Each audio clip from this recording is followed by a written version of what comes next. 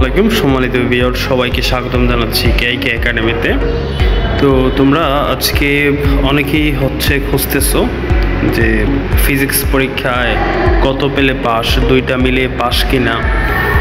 তো সকল পরীক্ষার সকল বিষয়ের কোন বিষয়ে কত পেলে পাস, সকল প্রশ্নের অবসান ঘটবে আজকে এই ভিডিওতে। তো চলো তাহলে আমরা দেখে নিই এইচএসসি পরীক্ষায় কোন বিষয়ে কত পেলে পাস। তো আমরা শুরুতেই বাংলা নিয়ে আলোচনা করি, সকলগুলো বিষয়ের আলোচনা করব। বাংলা প্রথম পত্রে সৃজনশীল অংশে 23 এবং বহু নির্বাচনী অংশে 10 নম্বর, মোট 33 পেলেই পাস হবে।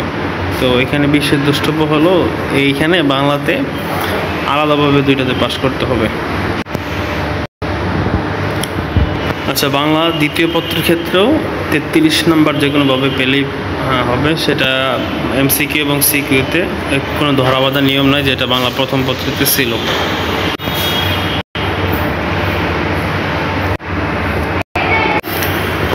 তো ইংরেজি প্রথম এবং দ্বিতীয় পত্রের ক্ষেত্রে বিষয়টা হলো প্রথম পত্র ও দ্বিতীয় পত্র মিলে 66 পেলেই পাস। এটাতে কোনো আলাদা আলাদা মার্ক নেই, দুইটাতে মিলে 66 পেলেই পাস হবে। সাপোজ আপনি একটাতে পারেন 20 আর একটাতে পারেন 46, তাও কি আপনি পাস হয়ে যাবেন। তাহলে এটা হলো ইংরেজি ক্ষেত্রে, ইংরেজি প্রথম এবং দ্বিতীয়র ক্ষেত্রে। তথ্য যোগাযোগ প্রযুক্তি অর্থাৎ আইসিটিতে সৃজনশীল অংশে 17 নম্বর এবং বহু নির্বাচনী অংশে 8 নম্বর পেলেই পাস হবে, এবং বিশেষ দ্রষ্টব্য হলো আলাদাভাবে পাস করতে হবে। আচ্ছা, তারপরে আমরা চলে যাচ্ছি গ্রুপের সাবজেক্টগুলোতে। তো গ্রুপে মানবিক এবং ব্যবসা শিক্ষার ক্ষেত্রে একই, সেটা হলো সৃজনশীল অংশের প্রথম এবং দ্বিতীয় পত্র মিলে 46 নম্বর, এবং প্রথম পত্রে 10, অন্যটিতে 36 পেলেও কি পাস।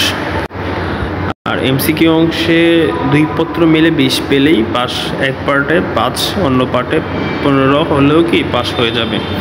তো মেইন আলোচনা হচ্ছে বিজ্ঞান শাখা নিয়ে।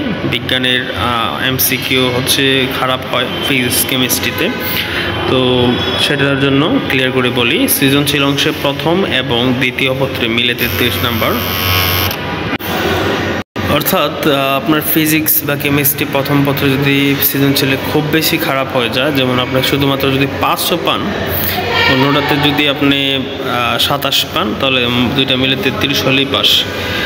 আর এক পত্রে যেমন একটা উদাহরণ 20 এবং অন্যটিতে 13 পেলেও কি পাস। আর বহু নির্বাচনের ক্ষেত্রে দুই পত্র মিলে 15 পেলেই পাস হবে, এক পার্টে 2, অন্য পার্টে 13 পাইলেও কি পাস। তাহলে কোনো চিন্তার কোনো কারণ নাই, নির্দ্বিধায় বাকি পরীক্ষাগুলো খুবই ভালো করে দেন। আর আপনারা যদি সবগুলো পরীক্ষার পরে যদি কেউ ভিডিওটা দেখে থাকেন, টেনশন মুক্ত থাকুন, স্রষ্টার কাছে আল্লাহর কাছে প্রার্থনা করুন, ভালো একটা রেজাল্ট আসে।